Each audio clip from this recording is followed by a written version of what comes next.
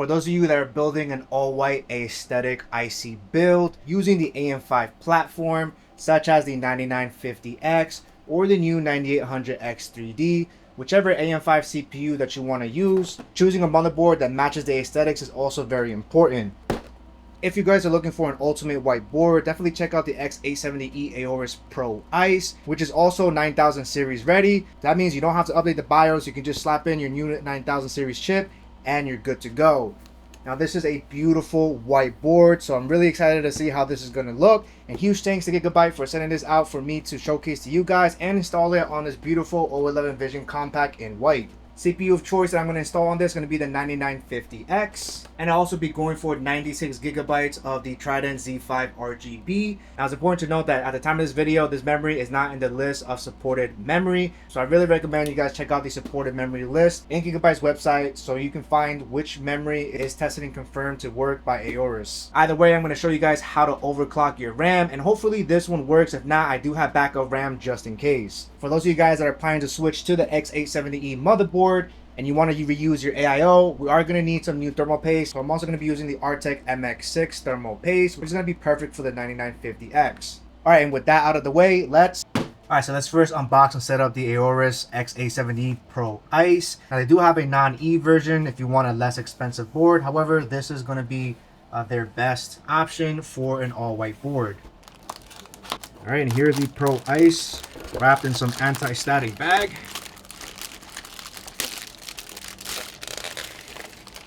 Alright, and there we have it, guys. Absolutely beautiful. This thing looks fire. Absolutely love how they coated almost everything in white. You can see even the RAM sticks are coated in white. Even this top brackets over here is also coated in white. I mean, this is an absolutely beautiful white aesthetic board. Now, taking a look at the I/O ports here, right on the top left, we do have a dedicated Q Flash Plus button.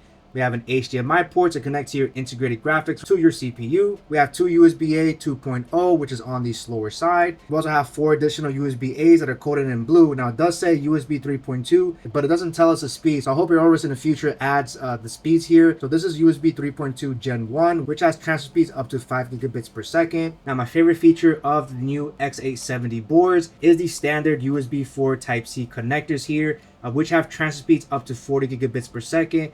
And it also supports DisplayPort, which is amazing. Now we do get 3 additional USB-As. Now these are coded in red, and this is Gen 2.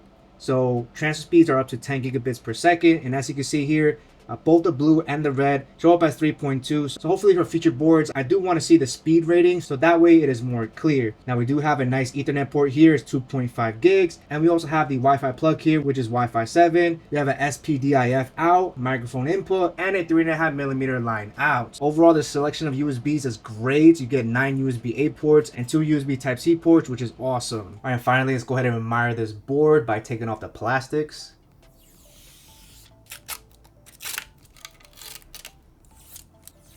Let's not forget this beautiful bird. All right, absolutely beautiful. We have AORUS right over here that will light up with RGB, and we have a little bird mascot right over there, which looks really nice. There's definitely a lot of silver elements here with a lot of white accents, which looks really cool. Now this has a 16+2+2 power system here, which is perfect for high-end AM5 processors here. Another great feature of this board is going to be this easy debug LED, letting you know exactly what's going on as you're booting up your PC. And if you ever run into any issues, they will throw out a code that will make it a lot easier to diagnose any type of issues. So definitely love this. It's something that is available on higher end motherboards. First thing we're going to do is install the 9950X. Now we'll be installing this AM5 secure frame, which is completely optional, but I will be showing you guys exactly how to put on your CPU using the original retention bracket. Before you take out your CPU from the protective cover, the first thing you want to do here is open up this latch here. All you have to do is push this downward, move it to the side and up, and then you can lift this portion up. And that's going to reveal our socket. And then we can remove our CPU, and I highly recommend you be very careful and very cautious because we don't want to damage any of the components here. Alright, so this is the 9950X. Now for every AM5 processor, on the top left, you're going to see a yellow triangle, which you'll also see a similar triangle right over here. And that lets us know exactly how to install this. There's also some notches on the bottom and the top, which also matches on the notches over here as well. All right, so with that in mind, let's go ahead and carefully start placing it on top.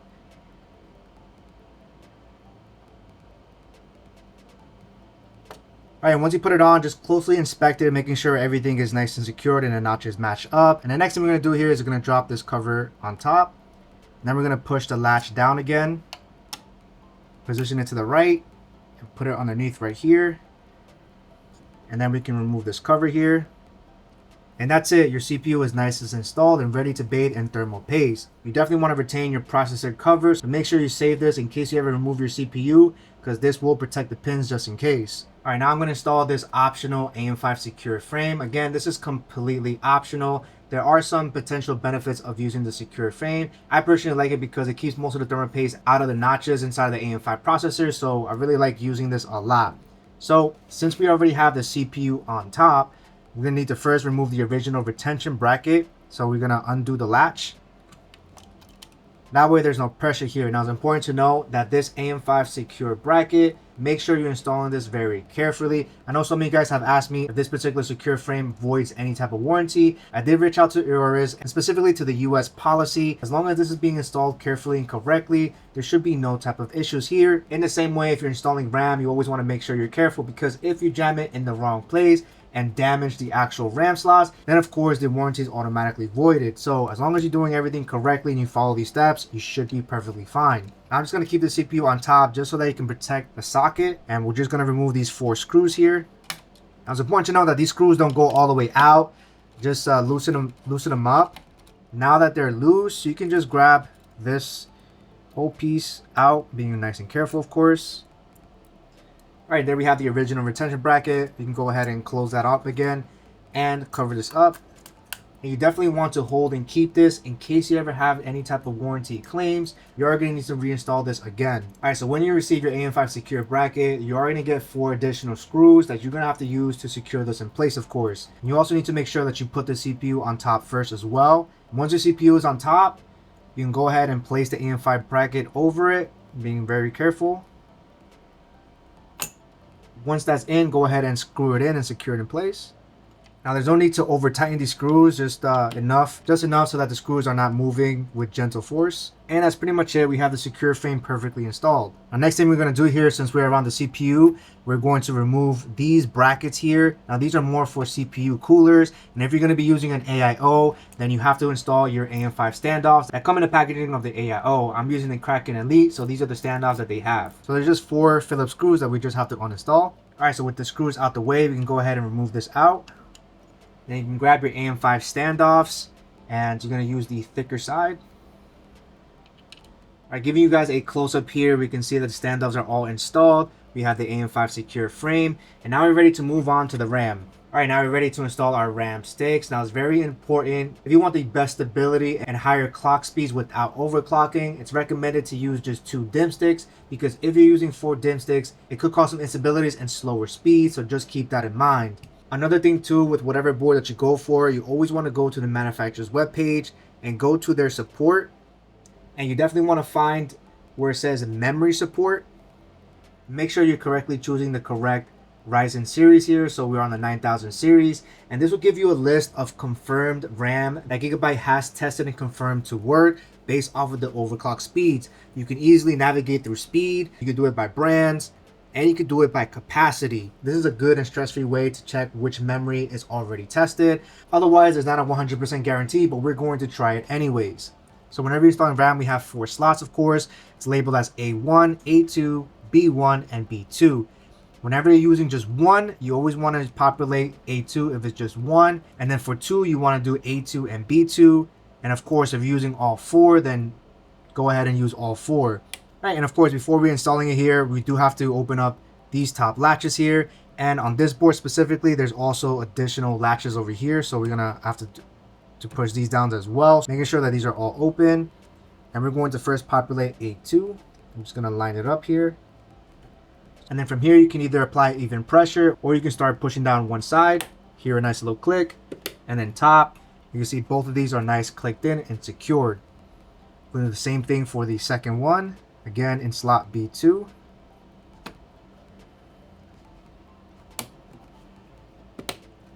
Alright, that's pretty much it. We have the RAM successfully installed, and this Trident Z5 RGB looks absolutely beautiful, and it definitely matches this white board. Alright, next up we're going to install our NVMe SSDs. Now I'm using the Samsung 990 Pro 4TB for my main drive, and the Samsung 970 EVO Plus 2TB as a secondary drive.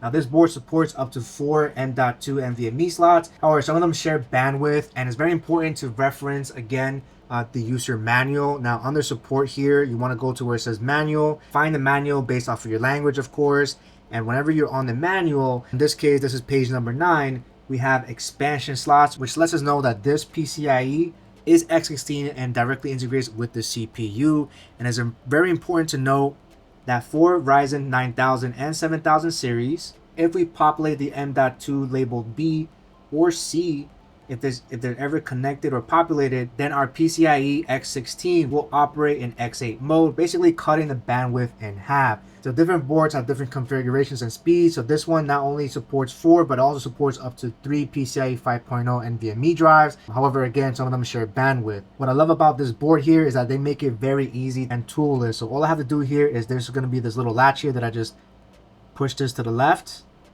And now I can just lift this up.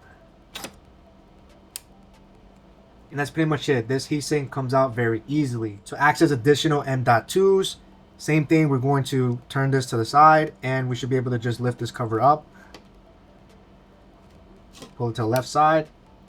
And this heatsink comes out very easily without even having to touch any type of screws. And that's a feature that I absolutely love. And once again, we have a total of 4 NVMe sockets here. What's really nice about this board is that right on top, you'll see Gen 5, letting us know that these 3 sockets support PCIe 5.0. And if you look a little bit closer here, you will see the labels on here as well. So for example, this is M2A underscore CPU. And these also have letters as well. This is letter C and this is letter B.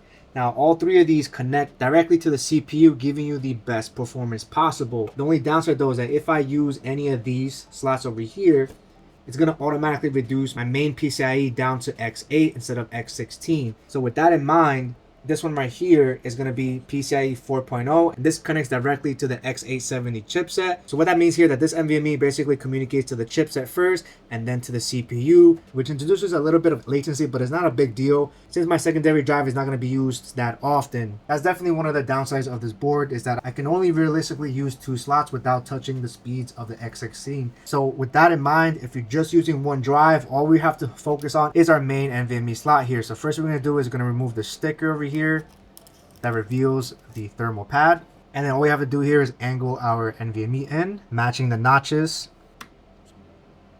and then we can push this down,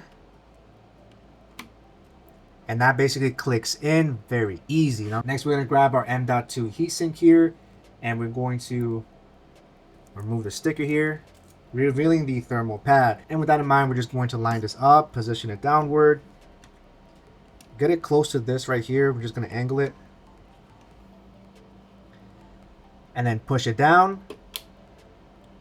And that's pretty much it, which is an awesome time-saving feature. Finally, we're going to install our secondary drive. And like I said earlier, I'm going to have to use this slot over here that's going to connect to the chipset and not touching the lanes on my main slot here. So all I'm going to do here is I'm going to angle this in again, push it down, and that's pretty much it. Very easy. We're going to grab the heatsink cover, turn it around, and since we're using the middle slot, we're going to remove the sticker, revealing the thermal pad. And then we're going to do the same thing here. We're just going to gently push this down, move it to the right, and then we can click this in. And that's it. We just installed 6 terabytes of storage, which is awesome and very easy to set up. All right, now we're ready to drop our motherboard in my White Vision compact case. Now, depending on your case, this might look completely different, but my recommendation would be to remove the bottom fans and definitely the top fans as well, since you're going to need as much space as possible to reconnect these cables. I'm going to leave the rear fans on, but I do have to be extra careful and mindful as I'm putting it on. All right, now we're going to grab the Pro Ice here. And one more time, guys, this looks absolutely fire. All right, so whenever I'm placing this down, I like to put my left hand inside the I/O port, and I like to just angle it downward and being very careful and mindful of these cables and using my left hand to guide it. All right, now that we have it in, all we have to do is screw it in place with the included motherboard screws that come with your PC case.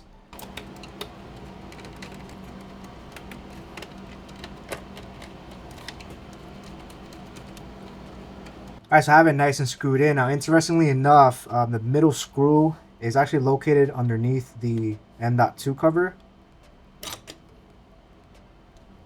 You can see right over there, there is an additional screw. So I have an extra screw lying around. So I'm going to definitely screw that in, because why not?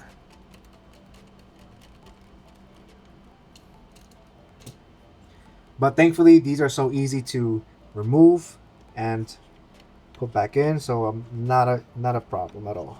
Alright, so next step is to install our AIO pump. Now, depending on if you're using a new AIO, you may have already some pre-applied thermal paste. However, if you're reusing your AIO or you want to swap out the thermal paste with whatever you like, you want to make sure this is nice and clean, free of thermal paste. You can use 99% isopropyl alcohol. So with that in mind, we're going to first apply the thermal paste on top of our CPU. So I'll be using the Arctic MX6. Now, there's a lot of patterns and ways to install thermal paste on the CPU. I'm personally going to just go for a simple X design.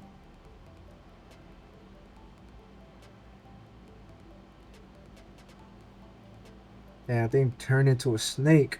I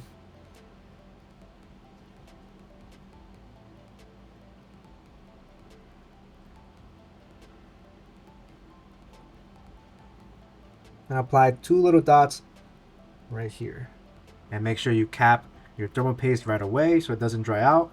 Alright, so with thermal paste on top, let's go ahead and grab the pump. And once again, this is the 2024 Kraken Elite. And of course, you're going to make sure you have your AM5 standoffs, of course. We can let gravity do its thing. And then we're going to grab our thumb screws that is included in your AIO. And we're going to screw all 4 of them on top of the standoffs. Now, I personally don't tighten them all the way yet. And don't be afraid of moving your AIO tubes to reach the other side. With most of them half tights, I'm going to go ahead and tighten the top right, bottom left, top left, and then finally bottom right. Don't have to over tighten them, just enough where they can't turn anymore with a small amount of pressure. So for example, right there is perfectly fine. All right, now we got our AIO nice and secured. And let's go ahead and plug in all of these cables. All right, starting with the top left, we have our CPU power connectors here. Now these are 8-pin. So make sure you have 2 8-pin connectors that specifically say CPU. And we're just going to click that in with the top clip on top. All right, so moving on, for your AIO, it should come with its own 3-pin AIO pump header. Now specifically for this board, the only options that we have is CPU optional, CPU fan, and system fan. Now, most AIOs for this 3-pin connector, they do suggest to connect it simply to the CPU fan because this one doesn't have a dedicated AIO pump header. So we're just going to connect it in the middle with CPU fan. Now, even though this has 4 pins, the 3-pin is going to work perfectly fine. And you just want to position it on the right side, which is the only way that's going to go in. All right, so now that is in. Moving more to the right side, we have our 24-pin motherboard power connector here. And it's going to take a 24-pin. Now, these are the Lian Strimmer extension cables for RGB lighting. So whether you use extension cables or not, you just plug this in. Next thing, depending on your case, you should have a USB connector here like this one. If you do, it goes in on this slot right here. So we just have to match it up. All right, now that is in. Next up, we have the other USB connector. And on this motherboard, it's going to be located right over here. And because of the positioning, I am going to tuck this cable inward and have it come out through here. All right, so I repositioned this USB cable more on the bottom since this is, of course, located more downward. So same thing, we're just going to match the notches here, bend this a little bit. All right, we got that installed. Depending on your case, this could be a little bit tricky.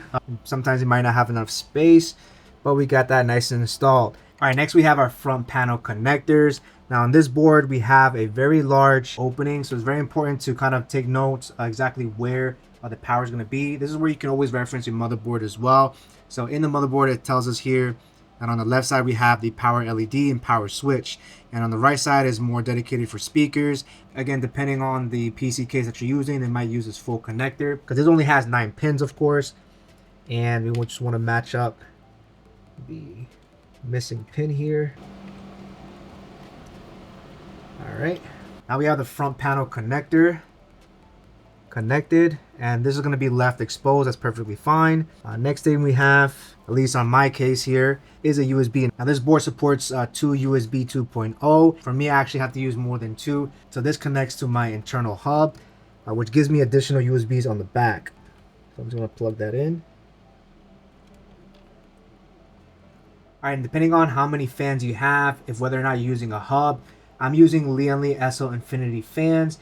Now these connectors are completely optional since the Lian SL Infinity fan hub can be controlled via the software. However, if you want your motherboard to read out the fan and control the RGB as well, then you have the option of installing these as well. There's a lot of fan headers as well, so you can put a whole bunch of fans on this board. And I'm going to connect it to any one of these system fans, but I'm going to put it on slot number 1.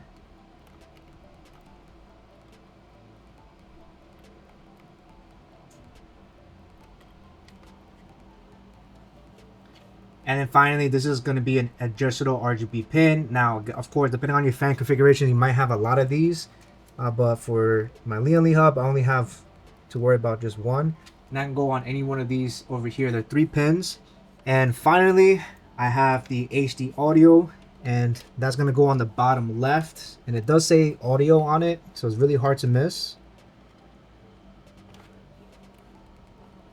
Then we can start tucking the cables in, so that way they don't show. All right, so this is so far how we're looking here. This board is absolutely beautiful. Everything is nice connected. I got the fans installed.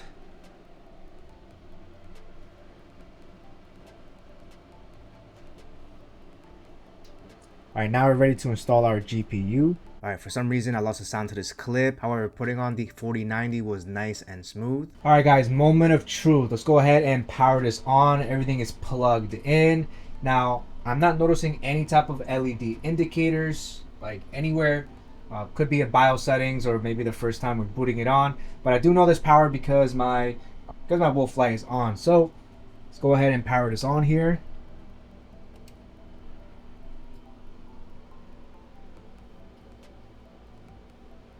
And there we go, guys. We have power, and you can see the easy debug LED. It's gonna run through a couple of numbers, letting us know what phase that motherboard is at.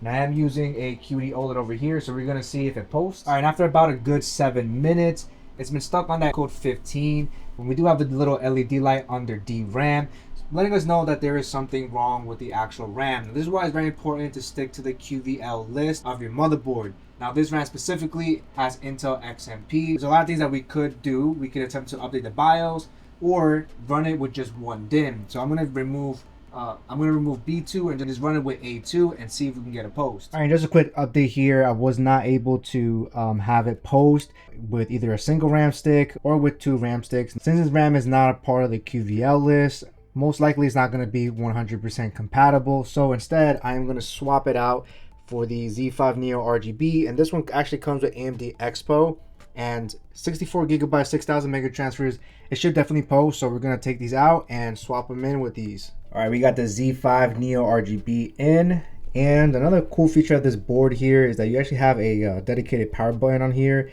and a reset button here. So by clicking this, I can actually power on the PC. And this time, let's see if it posts. All right, so I was able to get it to boot over here. Now, right over here, you might have come across this message over here whenever you get a new CPU installed. And if you see this, all you have to do is press Y on the keyboard.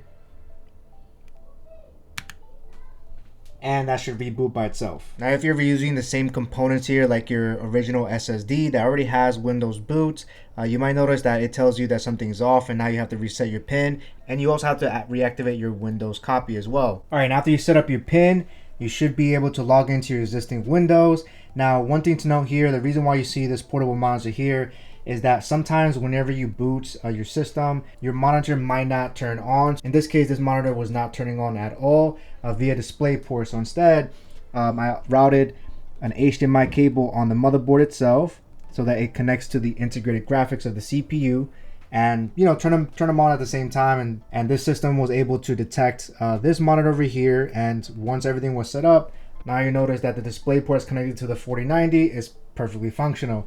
Again, this is a case-by-case basis. This is just in case if any of you guys have any issues with your monitor not posting for whatever reason. So for now, I can, for example, remove this. and not have to worry about it anymore. Now, a quick way to check to see if your RAM is overclocked or not. On Task Manager under Performance, you will see the speed right over there that says 4800 mega transfers.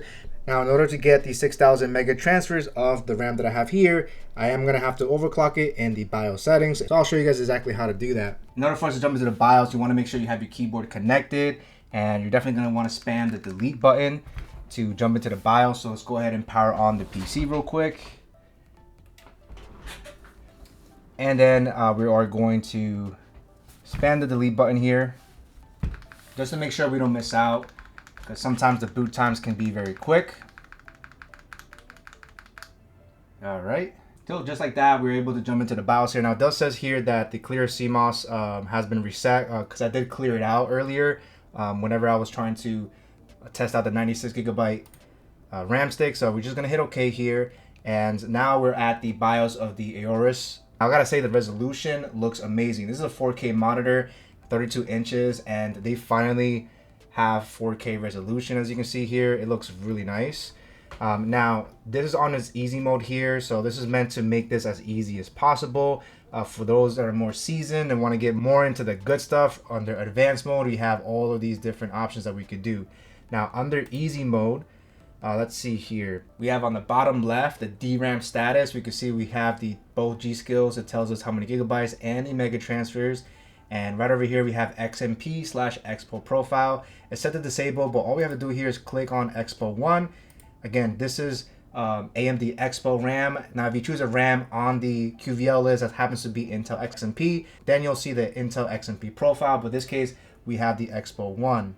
And also in the top left here, we do have the BIOS version. You can see we're on BIOS version number F2. And if you ever wanted to update that, you can just go on the QFlash if there's any available BIOS updates. So with that simple check mark, all we're gonna do here is hit save and exit. And we're gonna hit yes. And now we're gonna wait for our system to reboot, and hopefully everything works. Now, there might be a chance where this does not boot at all. If that does happen, and you can kind of see right over there, you'll see 15, and that lets us know that it is basically testing out the memory settings here. And if for whatever reason it does not post, then we do have to clear the CMOS again and reattempt. But for now, we're just gonna give us some time to see if the 6000 works. All right, and after, I wanna say it only took like 30 seconds or so, it booted perfectly. As you can see here, we have a nice boot there, which is awesome. I would have recorded the whole thing, but my memory just completely ran out and I had to switch SD card, so sorry about that. But now we're at the home screen here, so we're going to quickly log in here, and then we're gonna jump into Task Manager here. All right, and as we can see there, the speed is 6000 mega transfers, and with just a simple switch, we were able to get the speed that is rated on our RAM, and it booted successfully. Now, for whatever reason, if it does not work, like I said earlier, you're just gonna have to clear the CMOS, which means that you're gonna have to jump the bottom 2 pins there. Now, as for the original 96 gigabyte RAM that I originally attempted, unfortunately, it did not work. I did use it on another board that was supported, so there's a whole lot of factors that come into play. So this is why it's very important for you to check the QVL list and see what memory is supported. Generally, if it's AMD EXPO, there's a good chance that it's gonna work, but I also recommend checking the QVL list because that just tells you what AORUS has actually tested and confirmed to work. Now, overall, I think this board is absolutely beautiful. It goes very well with any white build here. I will say that I do wish that this board had an easier way to clear the CMOS, just in case for those that wanna attempt to overclock different type of memories and things like that. But besides that, I think this is one of the best all white boards, and probably one of the only ones that offers pure white aesthetics all around.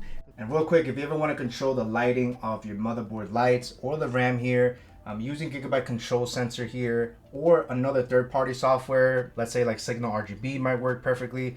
Me personally, I prefer to use the original application. Again, this is personal preference, but under the Gigabyte Control Center, you'll see RGB Fusion. You'll see this motherboard detection right over here, and you can also control the fan control if you have fans connected to the motherboard.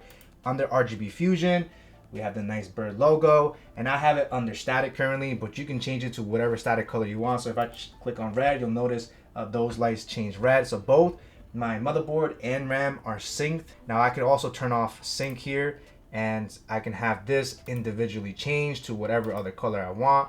And then I can click on the actual RAM piece here. So let's say I put static, and we're gonna go for yellow, for example. Now you'll see right there, they both change to yellow. Again, if I turn on sync, it'll go based off of whatever's on the motherboard. And of course, there's other little effects there as well. Now under fan control here, depending on if you have your fans connected directly to your motherboard, you can also control it over here as well. There's a whole ton of options here. Under here, we have performance as well. Now this is for overclocking your actual CPU here. Now this does say here that we do have to disable memory integrity features. If you want to dive deeper into overclocking your CPU and all the good stuff, I just leave it the way it is. I'm perfectly fine with it. Overall, the Gigabyte control center is very easy to use, but I will say that I do hope that Gigabyte eventually updates the visuals of this application, because visually it doesn't look the best. It just looks very plain looking, and I think they should have something more AORUS branded to make it look more premium, since this board does cost a lot of money. But the BIOS I really love. The BIOS is very easy to navigate as well. So hopefully you guys enjoyed the tutorial on installing the AORUS X870E Pro ICE. Beautiful board, and huge shout out to AORUS for sending this out and for me to showcase to you guys. I'll catch you guys on the next one. Firewolf out.